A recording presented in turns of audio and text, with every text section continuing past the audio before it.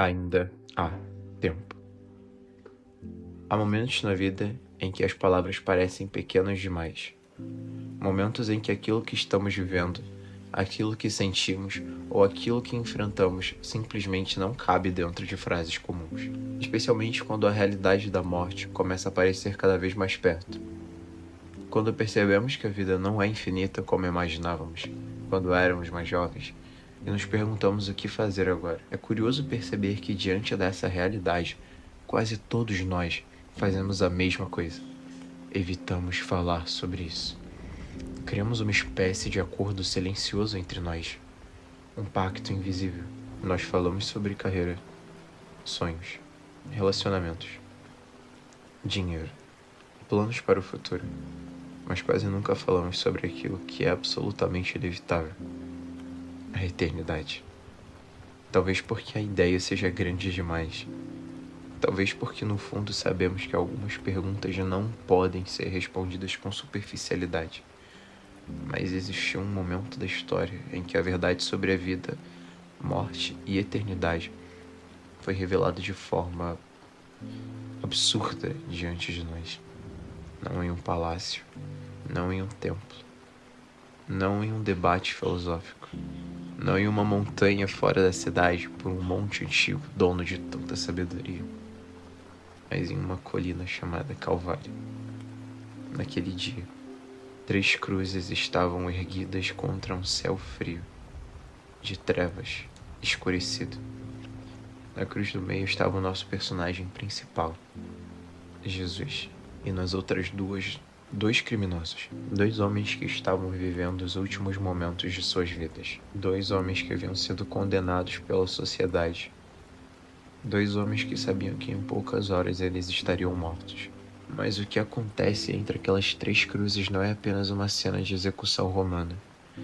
É um momento que revela algo profundo sobre o coração humano. Porque naquela cena existem 2 caminhos espirituais completamente diferentes, representados por 2 homens. O primeiro é representado pelo ladrão, que reagiu de uma forma que talvez muitos de nós reagiríamos. Ele estava cheio de amargura, cheio de revolta, cheio de ressentimento. Mesmo pendurado em uma cruz, com a morte se aproximando, ele ainda zombava. Ele olhava para Jesus e dizia: "Se você é Cristo, salve a si mesmo e a nós também." Perceba o que ele estava pedindo. Ele não estava interessado em perdão, não estava interessado em redenção. Ele não estava interessado na eternidade que nós estamos falando aqui agora. Ele apenas queria escapar daquela dor. Ele apenas queria ser tirado daquela situação. E se formos honestos, essa continua sendo a forma como muitas pessoas se aproximam de Deus hoje. Elas não buscam arcar com as consequências de seus atos. Elas não buscam transformação. Elas buscam alívio. Nós olhamos para Deus como se Deus fosse uma ferramenta que nós usamos e descartamos assim que nós conseguimos o que nós precisamos, assim que nós conseguimos o que nós queremos. E essas pessoas querem que Deus resolva os seus problemas, que Deus elimine o seu sofrimento, que Deus conserte as circunstâncias. Fala a verdade para mim. Quantas vezes você orou e clamou por ajuda, sendo ou não religioso? Ninguém fala: "Ai, meu Satanás, me ajuda", quando algo ruim está acontecendo na sua vida.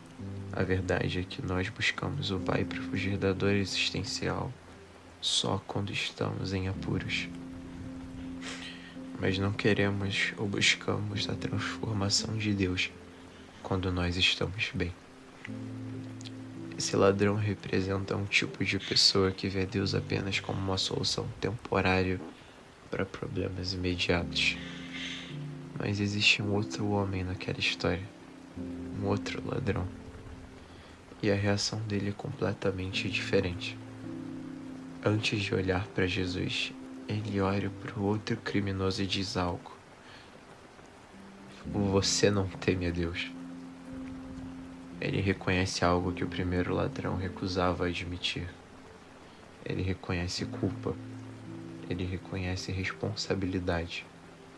Ele reconhece que aquilo que estava acontecendo era consequência de escolhas feitas ao longo da sua vida. Então ele diz em uma frase que muda completamente o rumo daquela história.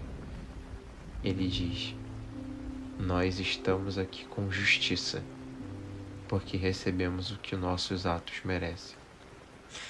Essas palavras, elas revelam algo raro no coração humano: honestidade. Vivemos hoje em uma cultura que sempre tenta encontrar justificativas para os próprios erros. Sempre tentamos explicar nossas falhas, sempre tentamos suavizar nossa responsabilidade.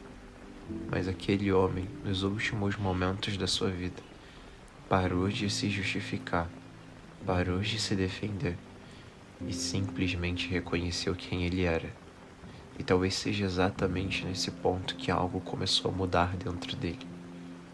Porque reconhecimento, na verdade, é sempre o primeiro passo para uma transformação. Agora imagine a cena. Ele está pendurado em uma cruz. O corpo está enfraquecido. A respiração é pesada. Cada movimento causa uma dor absurda. E isso não sou eu que digo. Estudiosos hoje em dia falam sobre crucificação como o pior nível de tortura existente. Uma dor tão patente que nem você e nem eu suportaríamos. E diante dele está um homem que aparentemente está na mesma situação. Mas ele está diferente dele.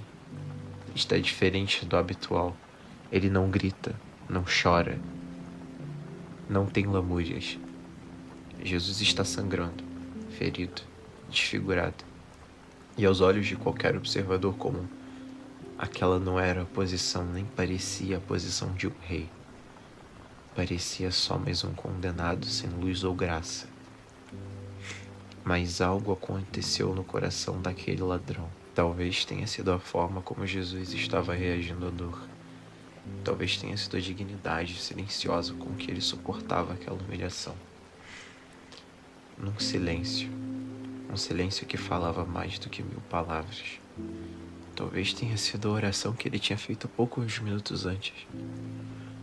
Pai, perdoa-lhes, pois não sabem o que fazem.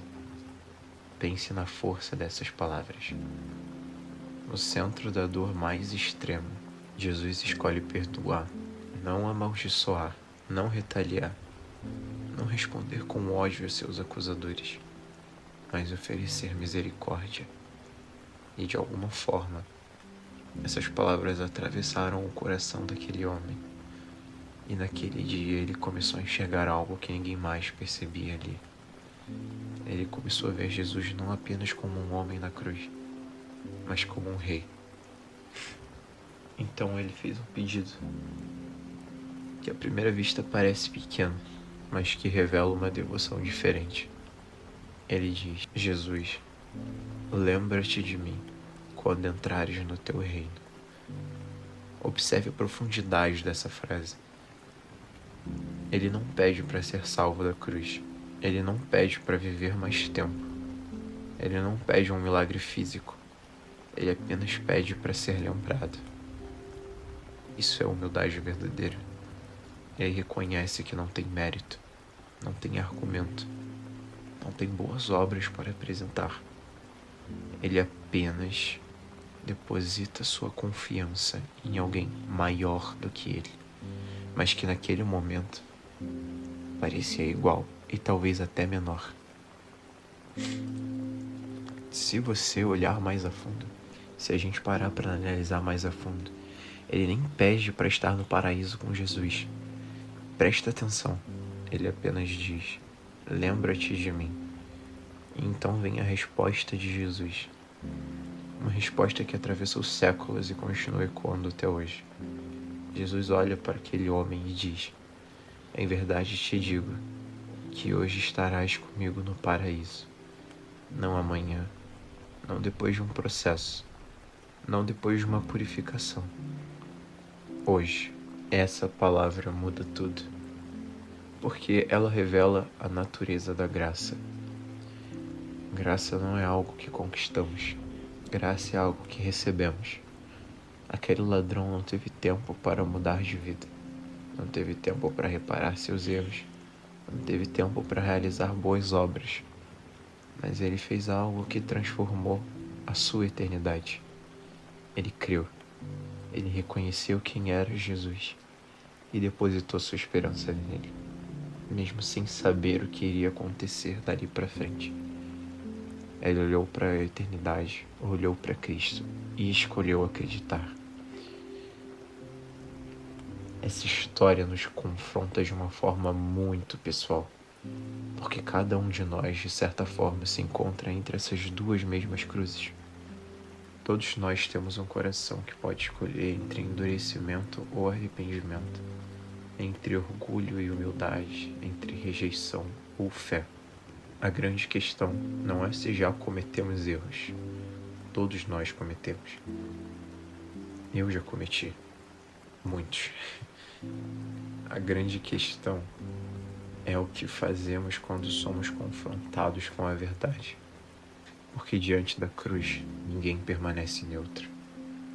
Todos nós reagimos de alguma forma. Alguns zombam, alguns ignoram, alguns resistem, mas alguns, e apenas alguns, creem. E aqueles que creem que descobrem algo novo, descobrem que a graça de Deus é maior do que qualquer passado, maior do que qualquer erro, maior do que qualquer história quebrada. A cruz revela que Deus não salva pessoas perfeitas, diferente do que muitas pessoas acreditam hoje em dia. Ela salva pessoas arrependidas. Talvez hoje você se sinta como aquele ladrão. Talvez exista culpa do seu passado. Talvez existam erros que você gostaria de apagar. Talvez existam decisões que deixaram cicatrizes profundas. Mas a mensagem da cruz continua sendo a mesma. A promessa que Jesus fez naquele dia não foi limitada àquele homem. Ela ecoa através dos séculos. Ela continua disponível. A mesma graça, o mesmo perdão, a mesma esperança. Porque o que aconteceu no Calvário não foi apenas uma execução. Foi um convite. Um convite que atravessa gerações. Um convite que chega até nós hoje. Que chega em mim. E através de mim, nesse momento, chega a você que está ouvindo esse vídeo. Mas uma pergunta permanece. Uma simples pergunta. O que você fará agora? Porque no final das contas, assim como vimos bem no começo desse vídeo, todos nós estaremos diante da eternidade. A única questão é se estaremos diante dela, sozinhos, ou ao lado daquele que disse: hoje estarás comigo no paraíso. A escolha é sua.